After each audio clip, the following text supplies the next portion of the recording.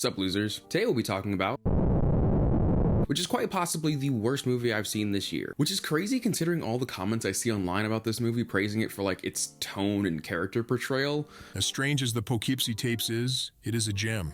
Disturbing lost flick, 8 out of 10. Can't get this movie out of my head. Incredibly well written and disturbing, 8 out of 10. Yeah, no, it wasn't good.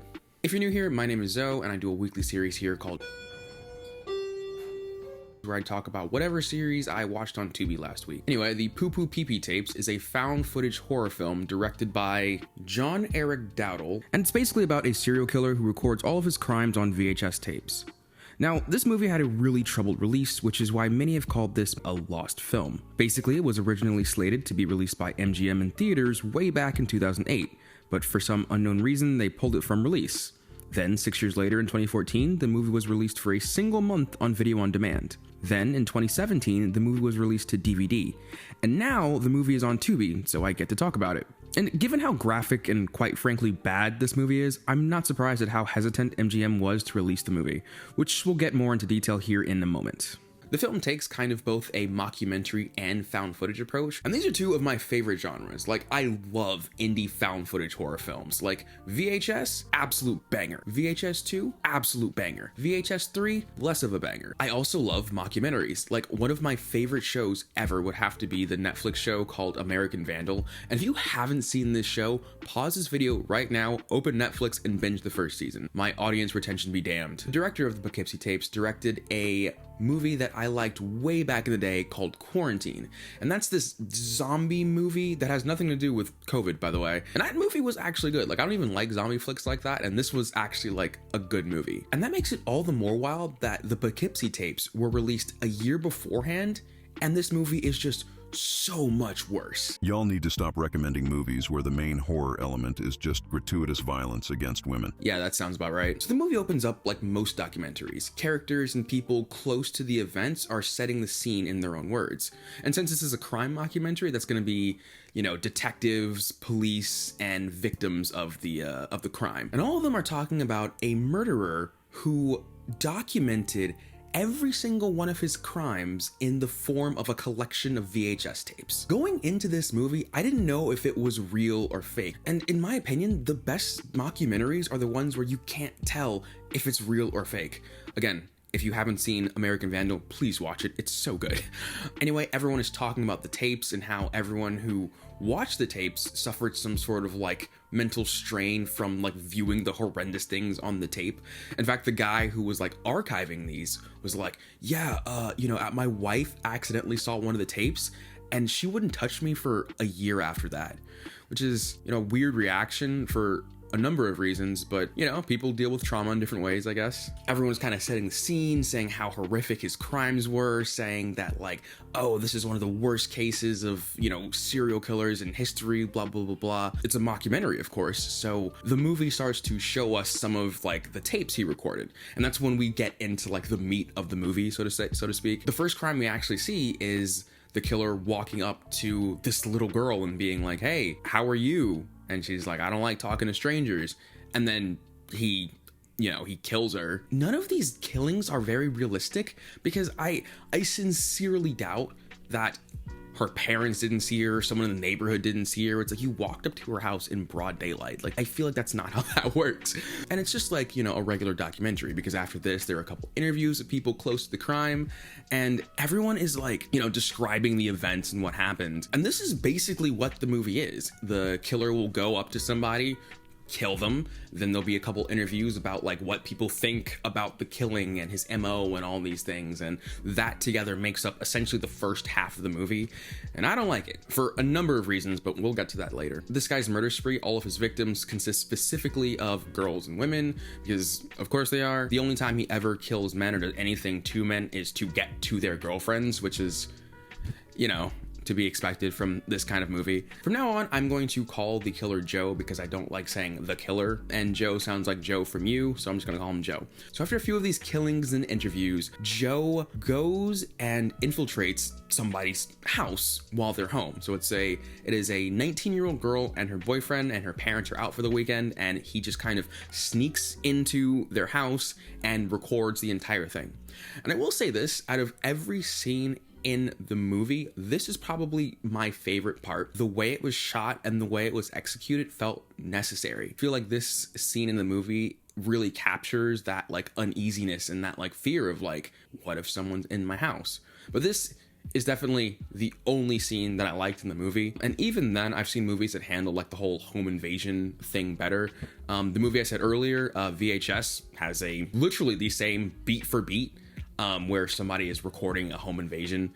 And there's also the movie Hush, which is, I believe, a Netflix movie about a deaf person who is the victim of a home invasion. And I think those two movies handle these topics better. For what it's worth, I did like how this movie handled it. So after this home invasion, Joe ends up killing the boyfriend, because of course he does, and he abducts Cheryl, who is the girl who lives at this house. And so we're about 50% into the movie at this point, and from here on, a lot of the movie centers around what he kind of does to Cheryl. And I don't like it. Because this movie is based around the tapings and recordings of a serial killer, a lot of the runtime is going to be showing these tapes. And I don't like how the movie goes about it. The scenes with the tapes and like showing like what the killer is doing to these people, the scenes last way too long for seemingly no reason. We see the killer doing all these like weird things. And I can't lie, watching this movie, a lot of the way this is portrayed feels a little fetishy, I can't lie. And I know you can say that like the reason for this is because the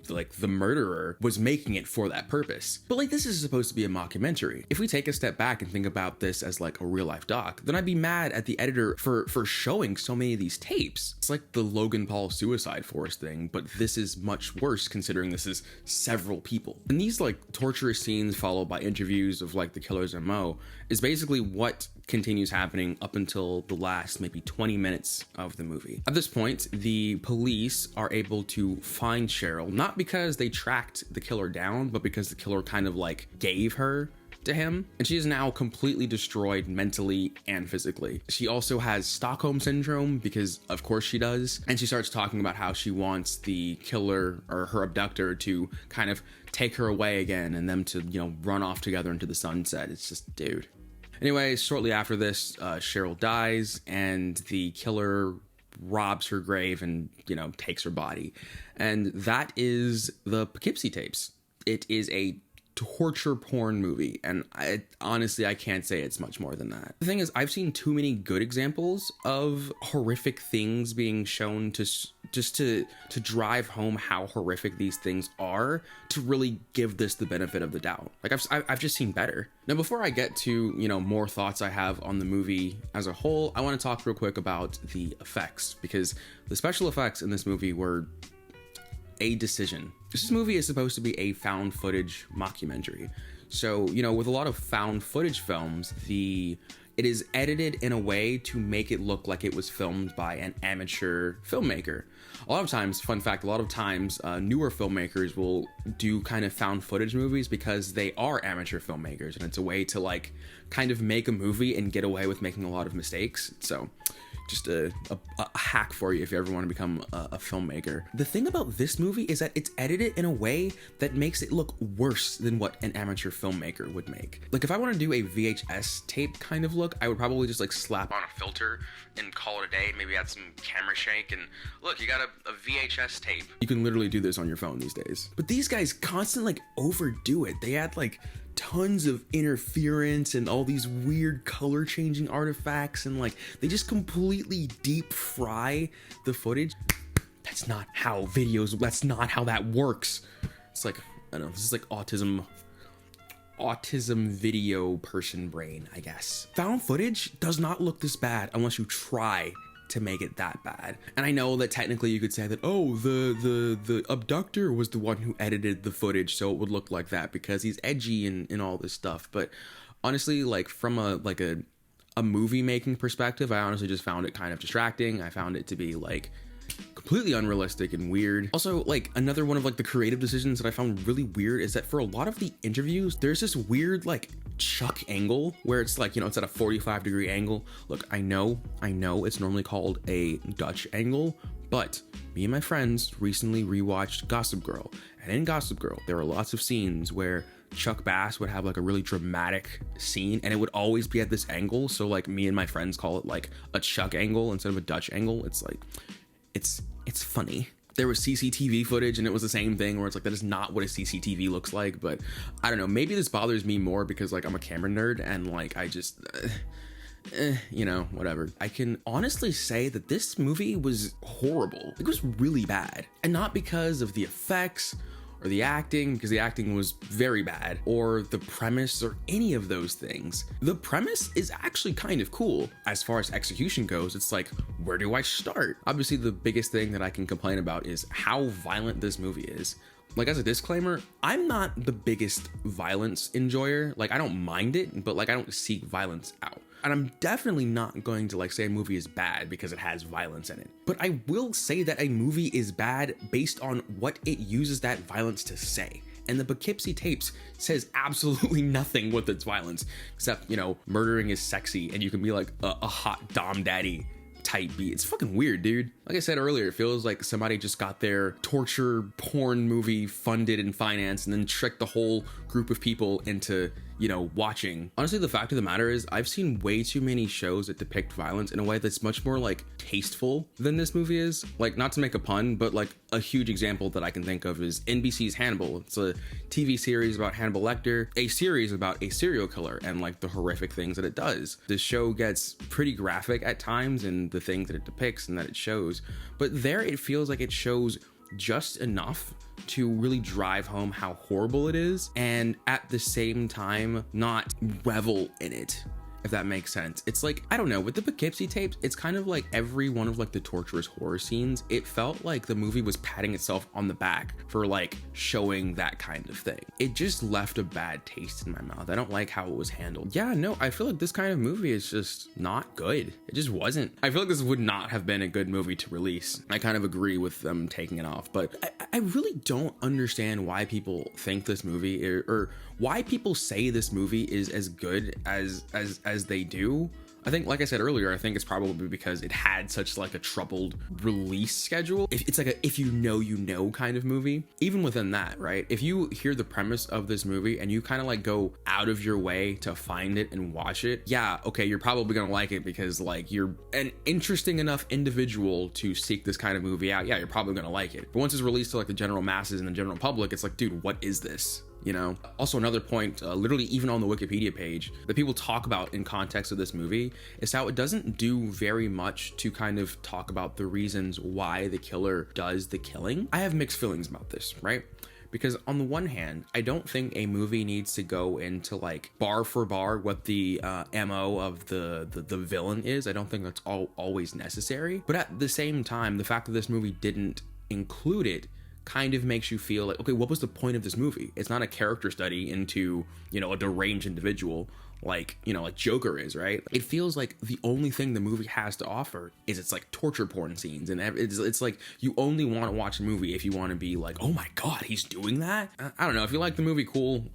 I guess, you know, yeah, I don't know. I just feel like that there's not a lot there. Like literally this one Letterboxd review probably like says everything about this movie. It's like, y'all need to stop recommending movies where the main horror element is just gratuitous violence against women.